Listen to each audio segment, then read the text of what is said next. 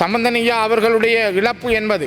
தமிழர்களை பொறுத்தவரை ஒரு வரலாற்றினுடைய மிக முக்கியமான இழப்பாகும். குறிப்பாக அவருடைய அந்த பாராளுமன்ற குழு தலைமைக்கு பிற்பாடு அவருடைய அந்த வழித்தடத்திலே தொடர்ந்து ஒரு பாராளுமன்ற குழு தலைவராக அந்த நிலையை வகிப்பவன் என்ற வகையிலும் இன்றைய ஏனைய பாராளுமன்ற உறுப்பினர்களான கௌரவ பிலப்பிற்றிய, கௌரவ எக்கநாயக்க, கௌரவ லக்கி ஜெயவர்தன, கௌரவ திருமதி மாலினி பொன்சேகா போன்றோரையும் நான் நினைவிலே கொள்ளுகிறேன். குறிப்பாக மாலினி பொன்சேகா அவர்கள் ஒரு சிறந்த நடிகையாக பைலட் பிரேமநாத் என்கிற படத்திலே சிவாஜி கணேசனோடு நடித்த அந்த சின்ன பிள்ளைகளாக நாங்கள் இருந்து பார்த்த காலம் மாறி பாராளுமன்றத்திலே நான் அவரோடு ஒரு சக பாராளுமன்ற உறுப்பினராக நான் அவரோடு இருந்த நாட்களை நினைக்கிறேன். அந்த வகையில் அவர்களையும் இந்த இடத்திலே நினைவு கொண்டு அவர்களுடைய குடும்பத்தினர் எல்லோருக்கும் எங்களுடைய ஆழ்ந்த அனுதாபங்களையும் அமைதி கொள்ளவும் அந்த ஆத்மாக்கள் தாங்கள் நேசித்த தெய்வங்களிடம் தாங்கள் ஆத்ம சாந்தி பெறவும் இந்த இடத்திலே வேண்டி நிறைவு செய்கிறேன். கௌரவ தலைமை தாங்கும் உறுப்பினர் அவர்களே, இன்றைய தினம் நாங்கள் முன்னாள் பாராளுமன்ற உறுப்பினர், இலங்கையினுடைய இரண்டாவது தமிழர் தரப்பாக இருந்த எதிர்க்கட்சி தலைவர் ராஜவரோதியம் சம்பந்தன் அவர்கள், முன்னாள் நாடாளுமன்ற உறுப்பினர் காலஞ்சென்ற கௌரவ பிலப்பிற்றிய, முன்னாள் பாராளுமன்ற உறுப்பினர் காலஞ்சென்ற கௌரவ WP எக்கநாயக்க, முன்னாள் பாராளுமன்ற உறுப்பினர் காலஞ்சென்ற கௌரவ லக்கி ஜெயவர்தன, முன்னாள் பாராளுமன்ற உறுப்பினர் காலஞ்சென்ற கௌரவ மாலினி பொன்சேகா ஆகியோருடைய இந்த அனுதாப பிரேரணையின் பொழுது எனக்கு கிடைத்திருக்கிற இந்த வாய்ப்புக்கு முதலில் நன்றிகள். தமிழர்களுடைய ஒரு தலைவராக நீண்ட காலங்கள் யுத்தத்துக்கு பிற்பாடு தமிழ் தரப்பினுடைய அரசியலை முன்னெடுத்து சென்ற, அரசியல் பெருவழியிலே தமிழர்கள் அனாதைகளாக இருந்த பொழுது அந்த அரசியல் பொது வழியிலே தமிழர்களை வழிநடத்தி சென்ற ஒரு தலைவராக முன்னாள் எதிர்க்கட்சி தலைவர் சம்பந்தன் அவர்கள் இருக்கின்றார். அவருடைய அனுதாப பிரேரணை மீதான இந்த வாய்ப்புக்கு நன்றி கூறி, இலங்கை நாடாளுமன்றத்தின் மேனாள் உறுப்பினரும் தமிழ் தேசிய கூட்டமைப்பின் தலைவருமான அமரர் ராஜவரோதியம் சம்பந்தன் அவர்கள் காலமாகி ஒரு வருடம் நிரம்பியுள்ள சூழலிலும் அவரது மறைவினால் தமிழ் தேசிய அரசியலில் தளத்தில் ஏற்பட்ட இடைவெளியை உணர்ந்த ஒருவனாக இந்த சபையில் அவரின் மறைவுக்கான ஆழ்ந்த துக்கத்தையும் மரியாதையுடனான இரங்கலையும் தெரிவித்துக் கொள்கின்றேன். தமிழ் மக்களின் நீண்டகால இனவிடுதலை பயணத்தில் அறம், அரசியல் நுண்ணறிவு, அனுபவம் என்பவற்றின் முழுமையான ஆளுமை வடிவமாக திகழ்ந்த சம்பந்தனையா அவர்கள் 1933 பிப்ரவரி 5ஆம் தேதி தமிழர்களின் தலைநகரான திருகோணமலையில் பிறந்து தமது கல்வியை திருகோணமலையில் உள்ள புனித வளனார் தமிழ் பாடசாலையில் ஆரம்பித்து யாழ்ப்பாணம் புனித பேட்ரிக்ஸ் கல்லூரி, குருநாகல் புனித ஆன்ஸ் கல்லூரி, மொரட்டுவை புனித செபஸ்டியன் கல்லூரி ஆகிய பாடசாலைகளில் பயின்று கொழும்பு சட்டக்கல்லூரியில் சட்ட கற்கையை பூர்த்தி செய்து தனது தொழில்முறை வாழ்க்கையை சட்டவாளராக ஆரம்பித்த போதும்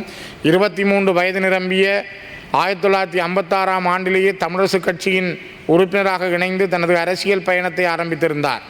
தமிழர் விடுதலை கூட்டணியின் இணை பொருளாளர், உபதலைவர், பொதுச் செயலாளர் உள்ளிட்ட பதவிகளையும் இலங்கை தமிழரசு கட்சியின் தலைவர் பதவியையும் அலங்கரித்ததோடு அன்றி தமிழ் தேசிய கூட்டமைப்பின் தலைவராகவும் 2015 முதல் 2018 வரையான காலத்தில் இலங்கை நாடாளுமன்றத்தின் 14வது எதிர்க்கட்சி தலைவராகவும் இருந்து தமிழின விடுதலை போரியல் காலகட்டத்திலும் தமிழர்கள் அரசியல் வெறுமைக்குள் தள்ளப்பட்ட 2010 முதல் 2024 வரையான கடந்த 14 ஆண்டுகளிலும் சம்பந்தர் என்கின்ற அரசியல் பேராளுமை ஆற்றிய செயல்களின் கனதி மிக பெருமதியானது. இலங்கை தமிழரசு கட்சியின் உறுப்பினராக இணைந்து முழுமையாக 21 ஆண்டுகளின் பின்னர் 1977ஆம் ஆண்டு நடைபெற்ற பாராளுமன்ற பொதுத் தேர்தலில் திருகோணமலை மாவட்டத்தினுடைய திருகோணமலை தொகுதியின் தமிழர் விடுதலை கூட்டணி வேட்பாளராக போட்டியிட்டு பாராளுமன்ற உறுப்பினராக தெரிவு செய்யப்பட்டதன் மூலம் தனது நேரடி அரசியல் பிரதிநிதித்துவத்தை சம்பந்தனையா ஆரம்பித்திருந்தார். இலங்கை அரசியல் அமைப்பின் 6வது திருத்தச் சட்டத்தின் பிரகாரம் தனிநாடு கோருவதற்கு ஆதரவளிக்க முடியாது என நாடாளுமன்றத்தில் சத்தியப்பிரமாணம் எடுக்க மறுத்தமைக்காகவும் 1983 இதே ஜூலை மாதத்தில் 3000க்கும் அதிகமான தமிழர்கள் சிங்களவர்களால் படுகொலை செய்யப்பட்டதற்கும் அவர்களது உடைமைகள் சேதமாக்கப்பட்டதற்கு எதிர்ப்பு தெரிவித்தும் 3 மாதங்கள் தொடர்ந்து நாடாளுமன்ற அமர்வுகளில் பங்கு பெற்றாமல் புறக்கணித்ததால் பதவியிழந்த தமிழர் விடுதலை கூட்டணியின் பாராளுமன்ற உறுப்பினர்களில் ஒருவராக திரு சம்பந்தன் அவர்களும் தனது நாடாளுமன்ற உறுப்பினர் பதவியை 1983 செப்டம்பர் 7 இழந்தார். அதன் பிற்பாடு திருகோணமலை தொகுதியின் பாராளுமன்ற உறுப்பினர் அமரர் அருணாசலம் தங்கத்துரை அவர்களது மறைவின் பின்னர் ஏற்பட்ட வெற்றிடத்தின் அடிப்படையில் 1997 மீளவும் பாராளுமன்ற உறுப்பினராக நியமிக்கப்பட்ட திரு சம்பந்தன் அவர்கள் 2001-10-20 தமிழ் தேசிய கூட்டமைப்பின் தலைவராக பதவியேற்ற அதே காலப்பகுதியில் நடைபெற்ற பாராளுமன்ற தேர்தலிலும் வெற்றி பெற்றிருந்தார். அதன் தொடர்ச்சியாக 2004, 2010, 2015 மற்றும் 2020 ஆண்டுகளில் நடைபெற்ற அத்தனை பாராளுமன்ற பொதுத் தேர்தல்களிலும் தமிழ் தேசிய கூட்டமைப்பு சார்பாக தமிழரசு கட்சியின் வீட்டு சின்னத்தில் போட்டியிட்ட அவரைத்தான் திருகோணமலை மாவட்ட மக்கள் தமது பிரதிநிதியாக தேர்ந்தெடுத்தனர். ஒரு பாராளுமன்ற உறுப்பினர் என்பதற்கு அப்பால் தமிழினத்தின் அரசியல் தலைவராக அவரது பிரதிநிதித்துவம் மிகப்பெரியது. இலங்கையின் முன்னாள் அரசு தலைவர் ஜே.ஆர். ஜெயவர்தன காலத்தில் இனப்பிரச்சினைக்கு தீர்வு காண்பதற்காக 1984 நடைபெற்ற முதலாவது வட்டமேசை திம்பு பேச்சுக்களிலும் 85 நடைபெற்ற திம்பு பேச்சுவார்த்தையிலும் தமிழர் பிரதிநிதியாக கலந்து கொண்டமை, ஈழத்தமிழர்களின் நிரந்தர அரசியல் தீர்வு குறித்து இந்தியாவின் முன்னாள் பிரதமர் இந்திரா காந்தி அம்மையாருடன் பல்வேறு சந்தர்ப்பங்களில் ஈடுபட்டமை,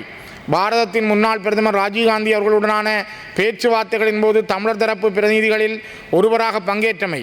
இந்திய மற்றும் சர்வதேச ராஜதந்திரிகள் பலருடன் சந்திப்புகளிலும் பேச்சுவார்த்தைகளிலும் ஈடுபட்டமை, 13வது திருத்தச் சட்டத்தின் குறைபாடுகள் தொடர்பிலும் மாகாண சபைகளுக்கான அதிகாரங்களின் பலவீனங்கள் குறித்தும் முன்னாள் இந்திய பிரதமர் ராஜீவ்காந்தி அவர்களுக்கு அனுப்பப்பட்ட கடிதங்களை வரைவதில் முக்கிய பங்காற்றியமை உள்ளிட்ட விடயங்கள் அவரது அரசியல் வாழ்வில் மிக முக்கிய செயல்பாடுகள் எனலாம். இலங்கை இனப்பிரச்சினைக்கு நிரந்தர தீர்வு காணும் நோக்கில் உருவாக்கப்பட்ட பிராந்தியங்களின் ஒன்றியம் என்ற தீர்வு திட்ட வரைவினை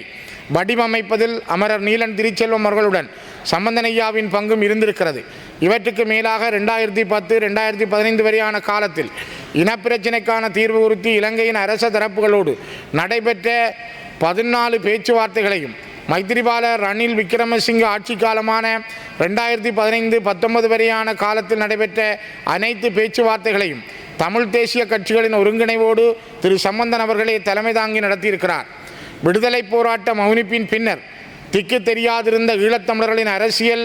ஆபத்பாந்தவனாக காலத்தால் அடையாளப்படுத்தப்பட்ட திரு சம்பந்தன் அவர்களின் தலைமைத்துவ முதிர்ச்சிதான் இதுவரை காலமும் தமிழ் தேசிய கட்சிகளின் கூட்டு பயணத்துக்கு அடித்தளமிட்டிருந்தது. அரசியல் வெறுமை சூழ்ந்த கடந்த 14 ஆண்டுகளை ராஜதந்திர ரீதியாக சரிவர கையாண்ட அரசியல் தலைவராகவும் அவரை பின்பற்றும் எங்களின் அரசியல் பயணத்திற்கான வழி வரைபடத்தை உருவாக்கி தந்த ஒருவராகவும் திரு சம்பந்தன் அவர்கள் சாணக்கியமிக்க அரசியல் தலைவராக தனது பயணத்தில் வெற்றி கண்டிருந்தார் என்பதே உண்மை.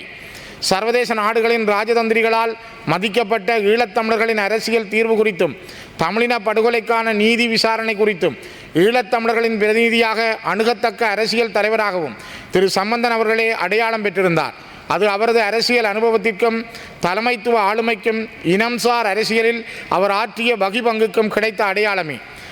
எளிமையும் நேர்மையும் அறமும் சார்ந்த தூய அரசியல் செல்நெறியில் நிகழ்வுகளினூடே கட்டிருக்கத்தை கடைபிடித்த தலைமைத்துவ வழிகாட்டியாக வாழ்ந்த சம்பந்தன் ஐயாவினுடைய மறைவென்பது ஈழத்தமிழினத்தின் இரு தலைமுறை அரசியல் வரலாற்றில் ஈடு செய்ய முடியாத இழப்பாகவும் அவரது அரசியல் தலைமையை ஏற்றிருந்த எங்களுக்கு இனியொரு போதும் நிரப்பவே முடியாத அரசியல் வழிகாட்டியின் இழப்பாகவுமே சூழ்ந்திருக்கிறது. இருந்தபோதும் அவரது தடங்களை பின்பற்றும் ஒருவனாக இலங்கை தமிழரசு கட்சியின் இருப்பை உறுதி செய்யும் ஈழத்தமிழர்களது அரசியல் உரித்துக்கான தமிழ் தேசிய பயணத்தில் எனக்கிருக்கும் தார்மீக பங்கை உறுதி செய்யவும் இதய சுத்தியோடு பணியாற்றுவேன் என்ற அந்த உறுதியோடும் ஐயாவின் ஆத்மா சாந்திக்காக பிரார்த்தித்து அவரது குடும்பத்தினருக்கான அனுதாபங்களை பகிர்ந்து இந்த இடத்திலே ஐயா சார்பான இந்த நினைவுகளை பகிர்வு செய்கின்றேன். மிக முக்கியமாக சம்பந்தன் ஐயா அவர்களுடைய இழப்பு என்பது தமிழர்களை பொறுத்தவரை ஒரு வரலாற்றினுடைய மிக முக்கியமான இழப்பாகும். குறிப்பாக அவருடைய அந்த பாராளுமன்ற குழு தலைமைக்கு பிற்பாடு அவருடைய அந்த வழித்தடத்திலே தொடர்ந்து ஒரு பாராளுமன்ற குழு தலைவராக அந்த நிலையை வகிப்பவன் என்ற வகையிலும் இன்றைய ஏனைய பாராளுமன்ற உறுப்பினர்களான கௌரவ பிலப்பிற்றிய, கௌரவ எக்கநாயக்க, கௌரவ லக்கி ஜெயவர்தன,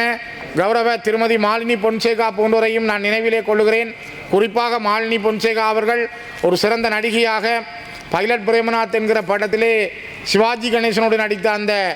சின்ன பிள்ளைகளாக நாங்கள் இருந்து பார்த்த காலம் மாறி பாராளுமன்றத்திலே நான் அவரோடு ஒரு சக பாராளுமன்ற உறுப்பினராக நான் அவரோடு இருந்த நாட்களை நினைக்கிறேன். அந்த வகையில் அவர்களையும் இந்த இடத்திலே நினைவு கொண்டு அவர்களுடைய குடும்பத்தினர் எல்லோருக்கும் எங்களுடைய ஆழ்ந்த அனுதாபங்களையும் அமைதி கொள்ளவும் அந்த ஆத்மாக்கள் தாங்கள் நேசித்த தெய்வங்களிடம் தாங்கள் ஆத்ம சாந்தி பெறவும் இந்த இடத்திலே வேண்டி நிறைவு செய்கிறேன். நன்றிகள்.